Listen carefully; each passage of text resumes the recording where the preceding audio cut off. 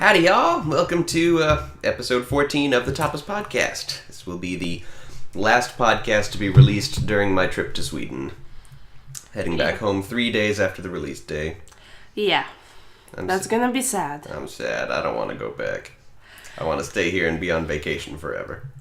You can't do that. When you come back, you gotta work again. Yep, that's not the way life works. I'm gonna head back home, I'm gonna work the one job I know how to do, and hope it increases my personal value instead of killing me. Yeah, I hope so. You too. That too. Yeah. Also, after when you're done in US, you can actually consider coming to stay in Sweden. That's or right. something like that. Definitely going to consider it, that or like college in Wisconsin. You know, my mom offered me a deal regarding that. We'll see. We'll see what happens after the work year. You know. Yeah. In the meantime, I'm going to work up my high school diploma because, failed. Mm-hmm. Okay, let's going on. Yeah, you got to deal with your mom too. That you.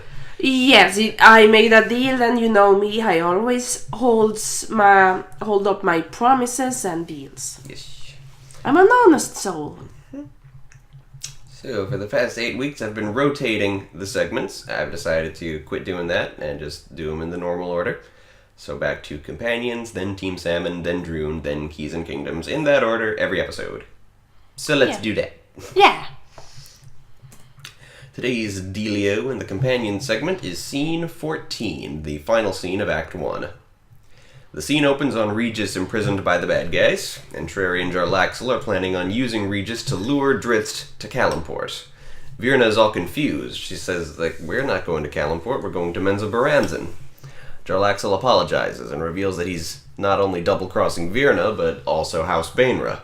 Neither of them get Drizzt. Instead, they intend to hand Drizzt over to the real villain of the story, John Irenicus. That's right. I don't think anyone who listens to my podcast gets the implications of that name, but that's right. Jarlaxle and Trary are working for the bad guy from Baldur's Gate 2, which is a computer game with very little connection to the Drizzt saga, but is also set in the Forgotten Realms, so it's a really awesome twist that'll mean something to somebody, I'm sure. So Irenicus is an immensely powerful, soulless wizard, and he's there along with his sister Bodhi, who is a vampire. The first act fades out on Jarlaxle and Bodhi laughing maniacally, and Jarlaxle goading Trary into joining in, while Irenicus looks blank, and everyone else is concerned about where this is going. Lights down. So, update on my plan to talk to Latomi about it. She says that writing music for pre-existing lyrics is outside her skill set, but she connected me with a composer named Brian, who will compose the musical for me for $1,200. I don't have $1,200, but maybe I can get through it by paying him by the song, $60 a pop, for 20 songs. He also talked about splitting royalties, and I'm like, splitting royalties? My God, it's really going to happen. I'm going to put on this musical and sell the album and make royalties. La. So he's going to do a demo for free for me to see if we work well together. If so, my musical will be completed. Yes! Yay! So maybe that's what I do after the work year is done. See, my aunt's restaurant is open 7 months out of the year. It's a seasonal thing, so... Yeah. So yeah, 5 months out of the year while I'm working there, I'm totally free. So yeah, that'll be it. I think I'll just stick with that. That'll be a nice arrangement for a couple of years. Yeah. So how about some Team Salmon? Salmon. God damn it. First of all, I gotta have my dig. Yeah. Okay. First of all, Kenzie finally produced her artwork of Iris. Not the whole cast, just the character Iris. So here it is, Iris by Kenzie. It's nice. Yay! Took her long enough.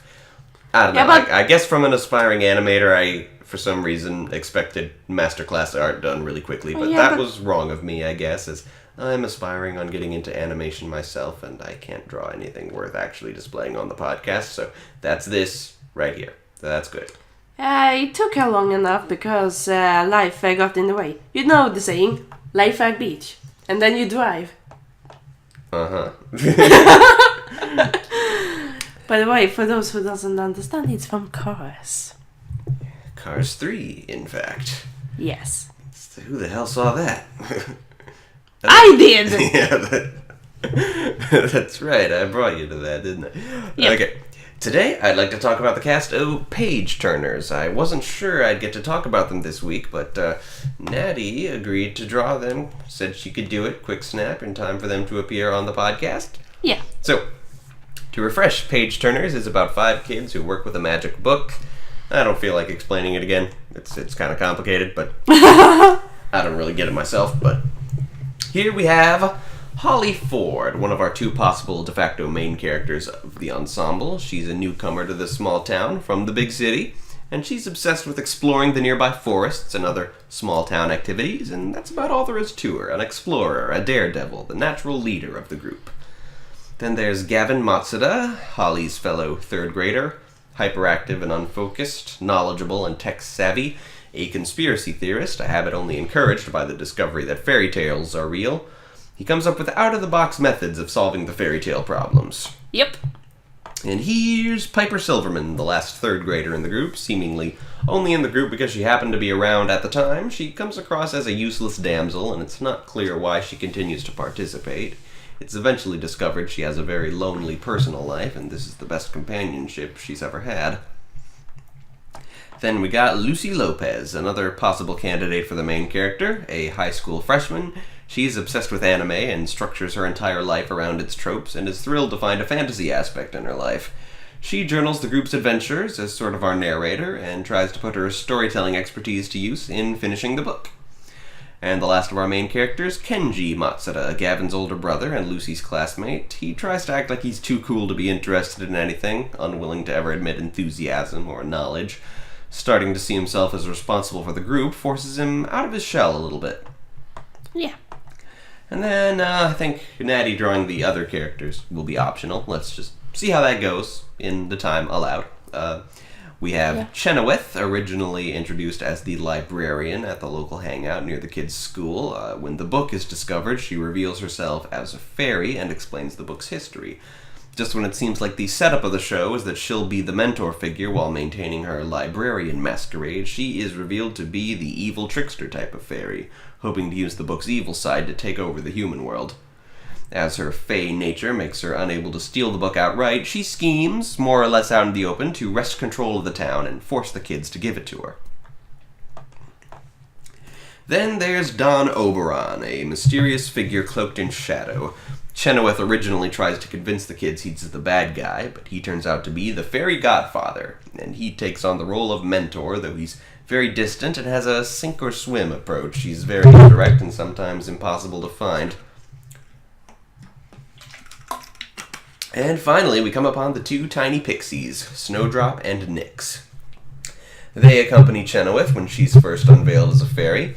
When Chenoweth turns out to be evil, Snowdrop defects to Don Oberon's side and spends her time living with Lucy in secret. She's knowledgeable and helpful, but boy-crazy and easily distracted. Nyx, however, stays with Chenoweth, serving as her spy and general mayhem causer. Despite this, he has a soft spot for Snowdrop and genuinely tries to prevent the kids from being in any real peril, sometimes being downright helpful. So, yeah, that's it. Very excited for Page Turners. When you first approached me with the idea of Page Turners, I was instantly interested and jumped on the call, so to say. Yeah, that's the only reason I ended up developing it, was because just the idea really appealed to you, and you have created most of the characters yourself. Yeah. You helped me too. Mm-hmm. So yeah, that's about it. And I got also very inspired of the usual, like, kid, those television or book stories where there are these groups of kids that can solve mysteries and stuff like that, Yeah. like Mystery Inc. and stuff. You know that. Yeah, I just thought it parallel to like the Magic Treehouse. I've never read those books myself, but I think there might be a connection there. Yeah, also, I felt this was a bit inspired by Hugo's The Magic Book. Ultimate Book of Spells, yeah. Yeah. In Swedish we call it The Magic Book. Okay. Yeah, I took a look at that show when after you mentioned it. Well, I grew up with it as a kid. I was instantly drawn to it. It was always broadcasting at Fox Kids after school. So yeah, it was natural that I would watch that, and I still remember some episodes at heart. That's pretty cool. Yep. Okay. Hey, let's settle this once and for all. Who does it better? First me, now Natty. Vote in the comments below. Yes, please. And for your record, I do it better. I do it better. No. Okay. On to the show. Yes, up next is Droon. Yeah. The book we're doing today was my very favorite installment in the series back when I was a kid. Number 14, Voyage of the Jaffa Wind. Look at the cover, all different. Got a different printing or edition of this particular book, I guess. See, where they put the title, it's different. Yeah, but I loved this one for its scope. It's a real epic quest in Droon with many returning characters and another shakeup in the status quo. This is the first book in the series to be printed in 2002. First in a while to be illustrated by David Morrell. The cover by Tim Jessel. I hate to interrupt, but can you explain what status quo actually means? Because I read and hear it all the time, but I never heard of that word. Status quo is just, it's just the things staying the way they are. Ah! Yeah, so TV tropes, they've got the trope, status quo is God. That's a show where every episode things go back to the way they were at the beginning of the episode. Oh. And so, yeah, when the status quo changes, that means the status of things... it means just the basic premise of the series shifts a little bit. Like, for example, in the first 8 books of The Secrets of Droon, the status quo was that Lord Spar was the bad guy. But at the end of the book, he disappeared for a while. Oh. So that changed the status quo. He wasn't in the next couple of books. Okay, thank you for settling that question for me. Yeah, good. Yeah, we learned something today. Yes. Knowing is half the battle. G.I. Joe. Defender of the world.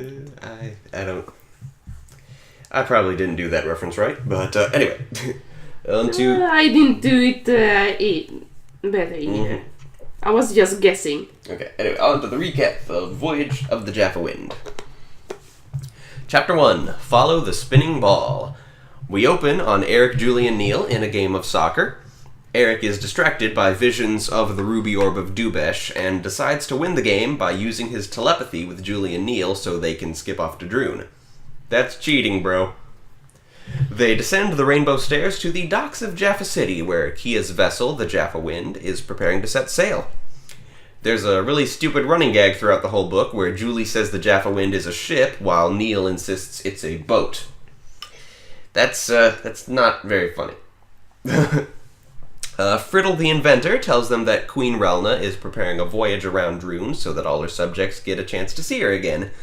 In Galen's Tower, we learned that Galen, Kia, and Max are looking through Galen's Chronicles, an incredibly comprehensive history of Droon that Galen has written over the course of his life, to see if there's anything in it about the Ruby Orb. It's been established several times in the chapter that Galen is 543 years old, which is a year older than he was at the start of the series, so I guess that's the author's way of telling us that it's been a year, or at least a couple of months in universe, since the series began. Max accidentally knocks the ruby orb off of its table, and the small object shrinks him down, sucks him into itself, and flies away. So, Max has been taken. Sensible, as he's been shilled a couple of times in this chapter, with mention that he and Galen love making gizzleberry pies together, and that he made a scarf for Queen Relna. The author must have realized that Max doesn't do a damn thing. So had to shill him a bit, so we miss him when he gets kidnapped. Chapter 2, Friends and Foes! Exclamation point. With Max kidnapped, the King and Queen's cruise is cancelled, and they instead use the Jaffa Wind to go searching for Max. With Galen as captain, the kids, along with Friddle and Badamogi, form the crew. As they set sail, there's a really effective emotional moment where Galen is looking out at the sea, and Kia asks him what he's thinking about, and he replies, "Gizzleberries." Okay, that convinced me. We should be sad Max is gone. Sniffle. Galen is very discouraged until Kia reveals that she brought the chronicles on the Voyage, and he decides to pore over them, searching for anything about the orb. They arrive in Lumpland to recruit Khan for the crew, meeting up with him almost immediately, and almost immediately he sniffs out danger. There are Nins about. Chapter 3, the crew gets a little bigger. 3 large Nins turn out to be camping out in Lumpland for some reason. The gang meets Shago, the thief of Agravur, there as he snitches from the Nins, and he decides to join the crew as well. They return to the Jaffa Wind, where Galen has made a discovery. The ruby orb has a twin, the sapphire star of Dubesh, and an enchantment can make the 2 orbs seek each other out, so the sapphire star can lead them straight to the ruby orb. Shago, as it turns out, knows the sapphire star's location, the treasure hoard of Basra, Queen of Robbers. Chapter 4, Treasure and Something Else.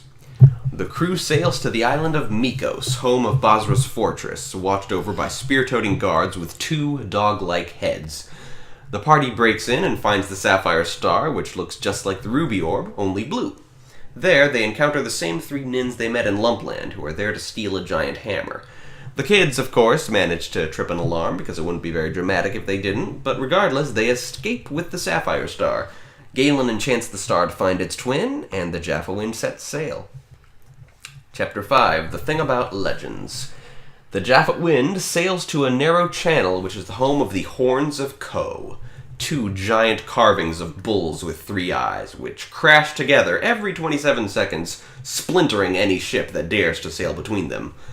Friddle, using Batamogi's harp playing to keep time, manages to navigate the Jaffa Wind through the pass without getting smashed to pieces. The design and name of the Horns of Ko turns out to be deceptively important. I remember being impressed by that when I was a kid, something flavorful that turned out to be foreshadowing. Chapter 6, Battle on the Black Waves. Beyond the Horns of Ko, the sea becomes dark and foggy, and it becomes difficult to follow the star. The Jaffa Wind gets attacked by fog pirates, a race of invisible pirates. Neil gets the idea to spray the fog pirates with staining gizzleberry juice to make them visible. Just when the crew seem to have won the day, the sapphire star is struck down by a fireball from the fog pirates' cannons, and a second fireball blasts Eric, Julie, and Neil clear off the boat. Chapter 7, A Visit to the Big House. As Eric is drowning, he has a vision of Max, discovering that Lord Spar is forcing the spider troll to weave a magical cloak for him. He wakes up to find that he, Julie, and Neil have washed up on a beach. They trudge into the jungle and find a massive house, home to a giant named Num, who happens to have found the sapphire star. Eric uses some magical trickery and Num's tablecloth to trick Num into thinking Julie is Lord Spar, therefore getting some information out of him. Spar is looking for someone named Khufu, who resides in the room of Khufu deep within the mountain of Khufu. The deception doesn't last long, as Num finally gets a good look at them, so the kids are forced to flee. They find their way back to the Jaffa Wind, which once again starts to pursue the star to Max's location. Chapter 8, Big Bad Evil Mountain. The kids tell Galen what they've learned. Galen explains that Khufu is a monstrous snake, whom Spar plans to ride into the heart of Droon, to the ancient underworld of Gaul. Everyone is confused because they thought Gaul was destroyed, but Galen explains that he simply locked it away, and with certain means, such as the hammer the Nin stole from Basra's fortress, the gates to Gaul could be reopened. The mountain of Khufu itself rises out of the sea, and the Jaffa Wind searches for a way in. Chapter 9, The Room of Khufu. Following the sapphire star into a cave, the gang proceed on foot and soon find Max imprisoned along with 2 other spider trolls, making a cloak for Spar that will protect him from the magic of Gaul. The group watches as Spar uses the hammer to open the door into the destroyed realm of Gaul, where Khufu, a massive cobra glowing with flame, awaits him. Galen confronts Spar, and he, Kia, and Eric blast the dude with magic, but the dark energy of Gaul is strengthening Spar and weakening the good wizards. Fortunately, Max has a trick up his sleeve. The cloak meant to protect Spar from Khufu's flame works only temporarily, and as Spar and his Nins ride Khufu into the depths of Gaul, Khufu's skin burns away. The twin orbs follow them into Gaul, Chapter 10, Into the Underworld, and Galen decides to follow Spar into the underworld as well. The mountain of Khufu begins to sink back into the ocean, so everyone flees back to the Jaffa Wind. The four kids, now without Galen's guidance, seal their bond, promising to always be there for each other. The illustration looks kind of romantic, like there's some romantic connection between Kia and Eric, though there's no such thing in the text, ever, in the series. No romance, but, that was off script. Where the hell was I? They spent 4 days sailing everyone on the Jaffa wind back to their homelands, and on the 5th day, they returned to Jaffa City. They returned to King Zello and Queen Relna, who, as it turns out, have been in touch with Galen via magic mirror. Galen tells the children to find the moon scroll, the titular object of the next book, and tells Max to use a special key he was given long ago, the key to a closet in the wizard's tower, where resides an artificial double of Galen. This double emerges from the closet, stands on the ceiling, and says, "Snibble, ibble, flit, bit, you are pleased to meet me, allow me to shake your feet, goodbye." So Galen's double does everything backward. The rainbow stairs appear, and the kids depart to finish their soccer game. So yeah, this was my favorite book as a kid, and it really holds up. It's the first time there's a genuinely epic quest in Droon, lasting many days, and the status quo is shaken up quite a bit, with not only Spar, but also Galen now being out of the picture, down in Gaul. And so many returning characters and really exciting set pieces. I love this book. Adaptation. The 3 nins who are seen throughout this episode, I think we should pick the 3 best team players of the on-staff puppeteers and reward them by giving them these relatively large guest roles of the 3 recurring nins. The fog pirates are humanoid creatures with skunk-like faces, so they'll be furry suit performers with animatronic faces. I assume that the fog pirate captain encountered in this book is the same one who appears later on in the series, a guy named Yoho. And even though that captain isn't really seen in this book, he is heard, so I'm going to fan cast him Brian George. Num the Giant, a 30-foot-tall dude with a proportional house, ought to be played by Bill Foggerbacky, just on an ordinary set with some special effects to make the kids look tiny alongside him. Julie impersonating Spar, I like the notion of Julie's actress performing the scene, and then Spar's actor, me, dubbing it over by imitating her performance exactly. 2 other spider trolls appear alongside Max near the Room of Khufu.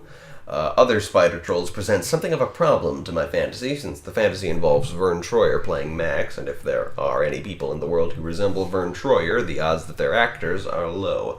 Of course, now Vern Troyer is dead, and I've completely given up on picturing this as a live-action series anyway, but I'm weirdly committed to the idea of presenting to you the fantasy I had when I reread the series a couple of years ago. But the idea was for little people to play the various trolls of Droon in the same makeup as Max, perhaps with some forced perspective so they look the same size as Troyer. By that same token, why bother imagine how I'd adapt Khufu? I know how I'm going to adapt him. He's going to be animated, just like everything else in the series. No point. Galen's double, who in the next book will be dubbed Nalag, should of course be played by the same actor as Galen. In my original fantasy, that was Mark Hamill, but recently Tony Abbott tweeted about how if there was a TV adaptation of Droon, he'd want to play Galen himself. He may have been joking, but I like the idea, so now he'd be my first choice for the role. And so that's over. This week in Disney, we're doing the year 1955, which saw the release of 2 films I thought worth looking at. The first one, Davy Crockett, King of the Wild Frontier. Disney's famous interpretation of the American frontiersman, soldier, and politician originated as a 3-episode miniseries on Walt Disney's long-running TV anthology. Those 3 episodes were then edited together into a movie because the Disney company has a history of thinking it can get away with that sort of thing. Later, the anthology did another 2 Davy Crockett episodes and edited those into a sequel, but we will not be covering the sequel on this show. Can't cover everything Disney's ever done, just the important stuff. Yes. And I think Disney's iconic Davy Crockett imagining qualifies. Yep. Going in, I knew next to nothing about this film or the historical figure, just the theme song. Davy, Davy Crockett, King of the Wild Frontier. Figured it would produce some good Western ideas for Keys and Kingdoms. First thing I noticed was that Hans Conried was in the credits, so that's cool. We first meet our hero Davy Crockett, played by Fez Parker, and his sidekick George Russell, played by Buddy Ebsen, when Davy is fighting a bear using only his hunting knife. We never see the bear on screen, because it wasn't in the budget, so to my surprise, it's more of a war movie than a western. Crockett lived in the 1820s and 30s, well before the Old West was a thing, and both the first and third episodes of the miniseries are focused on war and battle. It's kind of hard to see Crockett's side as the good guys in the first episode. White settlers with guns going against natives with less advanced weaponry. For my millennial sensibilities, when looking at that matchup, I tend to automatically assume the white guys are the villains. But Crockett does some cool stuff in the war regardless, gotta grudgingly admit, such as bluffing the opponent into believing he's got a whole company behind him. Crap like that. Crockett's lingo, the slang he uses, is nigh unintelligible. It's kind of funny. At one point after that first battle, he deserts the army briefly to visit his wife and kids, then after a couple of days of that, goes to return to the army. There's an underwhelming fight with an alligator. I was disappointed. I wanted to see a real alligator fight, but he just clubs it once and it thrashes a bit and leaves. They're only in the same shot for a very brief moment. And then he gets into a duel with the native chief Red Stick, where they each wield an axe and a club and fight one-on-one. It's pretty cool.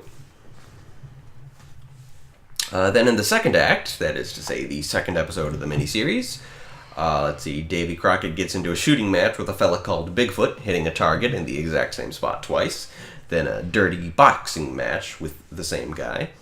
Then he runs for state legislator, and despite having received a letter that his wife has died, supports his former general, Andrew Jackson, for president, and testifies before Congress, expressing an opinion condemning the government for taking land away from the natives that costs him his political career. And so in the third installment, he and Russell go down to Texas for some reason. There they pick up two new sidekicks. One, a riverboat gambler called Thimblerig, played by Hans Conried. The other, a young Native American who speaks entirely in sign language. Interesting characters who aren't given nearly enough to do.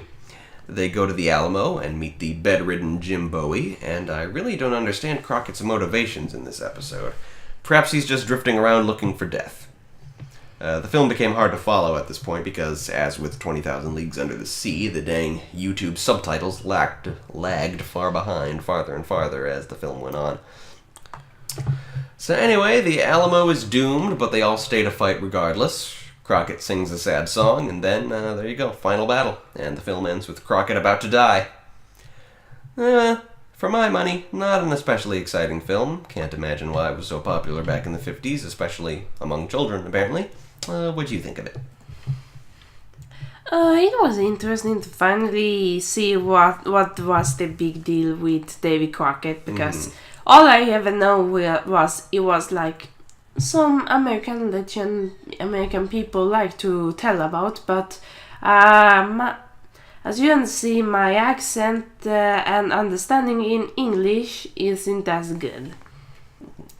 I'm not really an expert, but I try my best, and I never understood what was the big deal about Davy Crockett besides being a legend.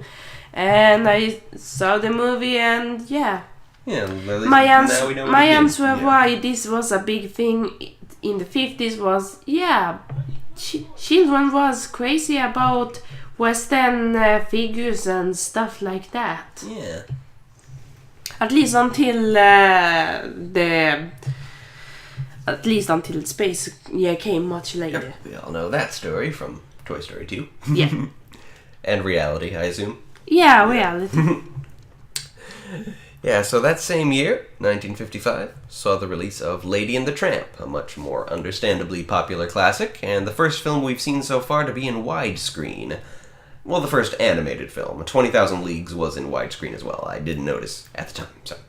Inevitably, there's not much Keys and Kingdoms content that can be derived from this film. It's very slice of life, just everyday life from a dog's eye view. Normally, a film having such a subject matter would be grounds for not including it in this collection, but it is an installment in the animated canon, so I can't skip it. Just can't. Nope. The film opens with a quote about how there are some things money can't buy, like the wag of a dog's tail. To which I say, you can buy a dog with money, right? Yeah, of course, but you can't buy the happiness a dog can bring. So you can, you just gotta buy a dog. No, it's not the same thing. Okay. Just questioning the logic is all. Yeah. So the star power in this film is Peggy Lee, a well-known jazz and pop singer at the time, who wrote the songs and voices multiple characters. We begin in the home of Jim Deere and Darling. It's a very cute concept that they call each other that so often that the dogs think those are their names. I did not get that for much of my life. I eventually had to ask my mom, what kind of names are Jim Deere and Darling? And she explained it. Okay. So, in my defense and that of the dogs, in the baby shower scene, all her friends call her Darling too, so there's that. The opening scene really captures that new puppy feeling before we time jump ahead to an adult lady. There's a very scary rat who becomes important later. This is the Disney debut of Barbara Luddy playing Lady. She'd appear in another 4 Disney films after this one. Tramp was voiced by Larry Roberts in, apparently, given his very sparse IMDb resume, the only thing he ever did. Surprising because he has a great suave voice, probably the best performance in the film. Maybe he did radio and that's why he doesn't have much of an IMDb page. And then there's lots of Bill Thompson throughout the film in many large and small roles. The dog catcher and the pound are a threat to all the local strays. The dog catcher is one of those things you really worry about as a kid because they're in all the cartoons and depicted as very villainous. Then you realize they're just guys doing their jobs, if they're even a thing that actually exists. Yeah, I think at the time and place this movie takes place, it was pretty common with, doghouse and, dog catchers and stuff like that. Yeah. I assumed that the film takes place in 1955 when it was released, but then I realized all the vehicles in the movie are horse-drawn, so... Yeah, it is. So I suppose it must have taken much earlier. Yeah, some kind of period piece, perhaps. Yeah. The musical scores are very nice. Peggy Lee's musical numbers are pretty forgettable, but the musical score is cute. Yeah. I was going to hum you a sample, but I've forgotten how it went, so maybe the songs are better after all. Yeah. Aunt Sarah is the closest the film has to a main antagonist. She's voiced by Verna Felton in a combination of the 2 modes I've previously mentioned. The role is half fairy godmother, half pompous blowhard. Then she has her cats, Sai and Am, with their buck teeth and their Chinese leitmotif and their bad verb conjugation. It's amazing how long you could get away with that stereotype. I remember seeing it in Chippendale Rescue Rangers in an episode from 1990 or so. Yeah, it's not good logic, is it? Why bring your cats to a home that already has a dog? And not only that, she's very disrespectful and disrespectful of the family's dog. Yeah. Because this is the dog's place, not hers. Yep, very, very nasty, disrespectful character. Yes. Does seem to care for her nephew, though, just maybe not in the right way. Yeah. So the beaver they meet at the zoo is basically Gopher, right? It's pretty much just Gopher from Winnie the Pooh. Yeah, the same voice, though not the same actor, and the same shtick. Yeah, this weasel thing because he has buck teeth. Yeah. But not everyone who has buck teeth do that weasel thing. It's a pretty despicable shtick, Sonny. I can't do it. No. I suppose it has to take some special talent for that. Yes. Then there's the film's signature scene, the romantic please stop. Spaghetti dinner. Cookie Pie, please stop. Okay. Moving on. I just realized there were a lot of S's in that sentence. So yes, moving on. So I had to. Very cute. Moving on. Spaghetti dinner, yes. Yes. After that is Lady's brief stint in the Pound, where there's a small performance by the Mellowmen, a vocal quartet that appeared in many smaller Disney production and was led by famous bass voice Thurl Ravenscroft, best known as the voice of Tony the Tiger, the singer of You're a Mean One, Mr. Grinch, and for one of his final roles, Kirby in The Brave Little Toaster. There's a moment after Lady returns from the Pound where her friends Jock and Trusty offer to let her marry one of them to preserve her honor.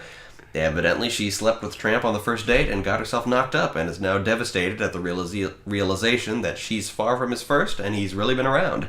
That's heavy content for any movie made in the 50s, let alone an animated film about dogs. Yeah, seeing that as a child, I didn't exactly understood what it actually meant. And I asked my mom about it when I was like 7 or 8. She had absolutely no comment on it. And she said, yeah, when you watch it when you're 20, maybe you understand more. Mm-hmm. So yeah, I didn't really understood. But now I do. And I said, holy crap, this is really crap, get past the radar. Yeah. And here's me using TV tropes again. Yeah, it'll ruin your vocabulary. Yeah. That's a trope. Yeah. It'll, so in the film's climax, we see Trusty get run over by a cart. Originally, he was supposed to really die, but I think they figured it was too soon after Bambi for another real death in a Disney cartoon. Works for me. He's cute in the epilogue. Yeah. And in that epilogue, we get our first good look at Jim Deere and Darling's baby, as well as Lady and Tramp's puppies, 3 of whom look like Lady, and the one who takes after Tramp. His name is Scamp, and he's been the star of many books and comics over the years, as well as the film's 2001 sequel. He's one of those characters that has a surprisingly well-developed life outside of their small appearance in a major motion picture. Yeah. So there we go. You'll see us next week, and we'll see you tomorrow, because we're recording episode 15 way in advance so that we can have one last Natty episode. Yeah. Can't have enough of those. No. So I hope you keep going with this podcast when I try to visit in summer. Nothing is decided yet, but I really would want to visit in US this summer again. It's sort of like my tradition, don't you think? Yeah, you've been there the last 3 summers, and it's been so nice. The only obstacle this year is also my mother's 50th. He's gonna turn 50 this year. Well, you gotta stay for that. Yeah, and I don't know what to do with it yet. We haven't talked about it, but we're going to, and yeah. If the plans go alright, then I will see you guys in summer if my boyfriend here is still keeping up the podcast. You are, aren't you? Oh, yeah. I'm gonna do this podcast every week for the rest of my life, if I can. Yeah. We try to keep that up. Mm-hmm. Alright, thanks for listening. See you later, fans. Please stop. Sorry. No. Okay, bye, All right. Bye everybody. Bye everyone.